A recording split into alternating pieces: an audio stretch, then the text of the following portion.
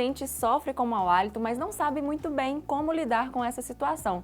Já que no dia 20 de março é comemorado o Dia Mundial da Saúde Bucal, nós resolvemos falar sobre esse assunto, por isso convidamos aqui o professor Elvésio Marangon para nos instruir e esclarecer a respeito do mau hálito. Seja bem-vindo, Elvésio. Muito obrigado. É um prazer estar aqui com vocês. Prazer é todo nosso, principalmente para falar de algo que é tão corriqueiro, né? Às vezes a gente levanta e sente que está com mau hálito, ou toma um café, come alguma coisa. Eu queria saber com você, Elvésio, qual é o momento que eu devo me preocupar? Quando isso é preocupante e precisa de um tratamento? Então, nós sabemos que existe um grande contingente de pessoas no mundo inteiro, né, que tem ou preocupação ou possuem realmente essa doença de acometimento do trato aéreo, respiratório e da cavidade bucal. Passa a ser um fator importante a ser considerado pela própria pessoa a partir do momento do desenvolvimento de distúrbios emocionais, né? Quando a pessoa se inibe, quando ela tem vergonha, receio ou até timidez para poder conversar e conviver socialmente com outras pessoas, ou mesmo que durante um ato de relacionamento social que ela venha a interpor mão, né, objetos à frente da cavidade bucal no intuito de tentar não transparecer nenhum odor, nenhum cheiro desagradável para as outras pessoas que a cercam, né? Então, a partir do momento que isso resulta em distúrbios psíquicos e emocionais para o próprio portador, isso passa a ser um problema de saúde importante e deve ser sempre considerado. Entendi. E são várias as causas, né, que podem levar ao mau hálito ou à halitose. Eu queria que você falasse um pouquinho a respeito delas, começando pela alimentação. Até que ponto isso influencia no mau hálito? Quando a gente vai discutir sobre a halitose, necessariamente a gente precisa observar dois pontos. Existem fatores etiológicos, né, fatores causais relacionados com a doença na cavidade bucal, com a presença de determinadas lesões patológicas na cavidade bucal, que predispõem para a halitose, né, do tipo lesões cariosas dentárias, lesões gengivais, lesões periodontais, lesões de tecido mole da cavidade bucal, posso citar inclusive lesões ulceradas, né, feridas, como é o caso, por exemplo, de câncer de mucosa. Todo esse tecido necrosado, né, morto na mucosa da boca, leva a mau cheiro. Esse conjunto de fatores são fatores etiológicos locais da cavidade bucal. Mas a gente precisa lembrar que existem condições sistêmicas, né, de saúde da própria pessoa que a predispõem para a halitose. Eu estou dizendo aqui dos portadores de diabetes mellitus, dos portadores de doença renal crônica, dos portadores de distúrbios gastroesofágicos, dos portadores de sinusopatias, né, as sinusites crônicas ou mesmo agudas, que podem drenar determinados odores para a cavidade orobucal, né, para a região orobucal.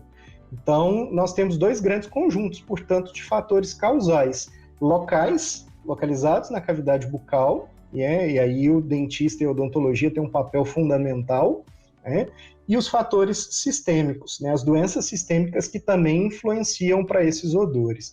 A questão da alimentação, como você bem colocou, né, eu tenho diversos alimentos que são voláteis, né, alimentos como cebola, alho, que volatizam e que precisam ser expelidos, esses gases voláteis, pelo pulmão. Então, no momento de uma expiração e eliminação desses componentes, eu tenho o somatório aí de odores, né, desses alimentos no hálito, expelido pela cavidade bucal. Mas isso a gente precisa lembrar que essa é uma condição temporária, né? A eliminação vai acontecer e depois a pessoa volta por um padrão de normalidade quanto ao cheiro que expele pela cavidade bucal. Entendi.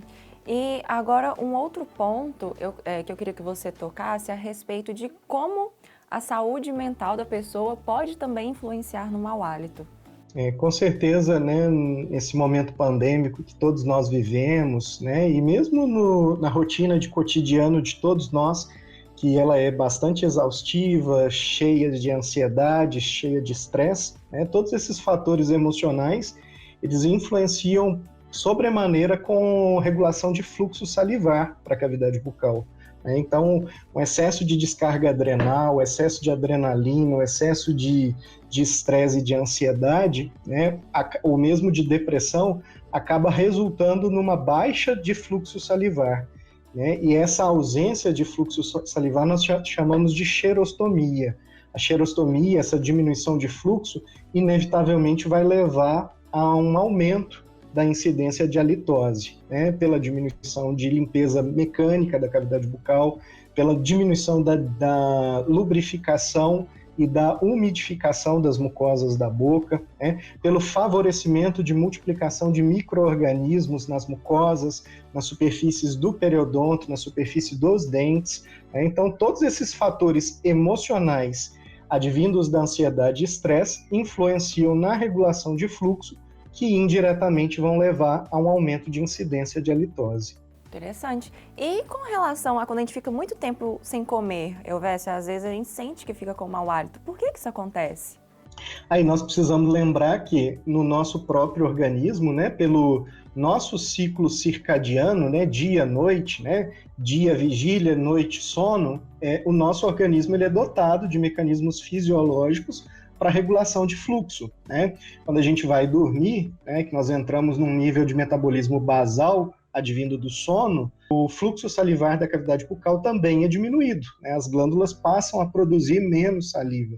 Inevitavelmente, essa condição de xerostomia ela é temporária, né? Ela é vinculada ao nosso mecanismo de sono, né? Por isso que a gente amanhece com a boca ressecada e com um odor não agradável logo pela manhã, porque nós tivemos um período de sono com baixa diminuição, com diminuição de fluxo, com baixa limpeza mecânica ocasionada pela saliva e lubrificação. Tá certo. E agora ainda falando aí a respeito de causas, eu quero que você comente a respeito, por favor, Elvésio, de quando o hálito ele é um sinal, né, de outras doenças. Quando isso acontece, quais tipos de doenças? A gente precisa estar muito atento, né, para as pessoas, para os adultos, né, adultos e idosos, né, pessoas nas faixas etárias dos 40 aos 50 anos de idade, que começam a apresentar distúrbios endócrinos, né, dentre eles, entre os distúrbios endocrinológicos, o diabetes merece um destaque todo especial, né? A gente precisa lembrar que essas pessoas começam a expelir pela cavidade bucal determinados odores característicos da descompensação metabólica ocasionada pela doença. O diabético ele tem um gosto de acetona aumentado na cavidade bucal porque ele elimina corpos cetônicos. Quanto mais descontrolada e descompensada estiver a glicose desse indivíduo, mais ele vai expelir corpo cetônico, que é perceptível por um hálito de acetona, né? A mesma coisa acontece, posso citar, por exemplo, os portadores de doenças renais, né? As glomerulonefrites, né? As pessoas que têm insuficiência renal grave, moderada a grave, começam a acumular determinados compostos de amônia também na cavidade bucal, que volatizam e podem ser percebidos por meio de um odor bem desagradável. Existem várias outras doenças genéticas, inclusive raras, né, onde a pessoa começa a ter a percepção de um odor não agradável, né, como matéria apodrecida, peixe morto, né? Então, todos esses componentes, eles significam determinada condição sistêmica metabólica errada, né, não compensada, e que está acarretando para a cavidade bucal para a eliminação de determinado odor. Tá certo, tem que ficar atento, né? E agora, só para finalizar, Elvésio, você falou aí que muitas vezes esse mau hálito vai ser causado por talvez ou a má higienização, mas fatores ligados à cavidade bucal. Então, eu queria que você falasse nesse sentido, do ponto de vista odontológico, como prevenir e como tratar o mau hálito se ele advir, então, dessas causas? Se a gente pensar que 75%, como eu disse, dos fatores etiopatogênicos estão na cavidade bucal para a halitose, né, a odontologia tem um papel primordial aí no diagnóstico e na condução dessas condições, né? Claro que diversos outros profissionais da área de saúde, né, o médico principalmente, o endócrino, o otorrino, eles vão ter papéis também fundamental, mas haja vista que a maior parte dos fatores etiopatogênicos está na cavidade bucal, a odontologia merece seu destaque. E aí é importante, nesse momento, que sejam verificadas as estruturas de suporte e composição da cavidade bucal, né? Os dentes, a gengiva e periodonto e mucosas, né? Não esquecendo jamais, né, que o dorso de língua também, principalmente na sua região posterior do dorso, ele é uma zona de acúmulo, tanto de micro-organismos quanto de resíduos da nossa própria alimentação, que nós chamamos de saburra, né? Então é primordial que os profissionais da odontologia consigam instruir e motivar seus pacientes e que os pacientes efetivamente cuidem da saúde bucal, incluindo a limpeza de mucosas, né? O dorso de língua aí, a utilização de escovas, de raspadores no dorso lingual, visa justamente prevenir um distúrbio como é a questão da própria litose. Tá certo então, Elvésio. Olha, eu agradeço muito por todas as suas orientações, explicações, são muito importantes mesmo, para a gente ficar bem atento e cuidar aí da nossa saúde bucal, não deixar de ir ao dentista. E eu te espero para próximas vezes para a gente conversar mais a respeito desse assunto. Agradeço pela participação e me coloco à disposição de vocês. Tá certo, muito obrigada. Pessoal, nós vamos então para o intervalo bem rapidinho, mas fiquem de olho porque já já eu volto com mais Conexão Unipan.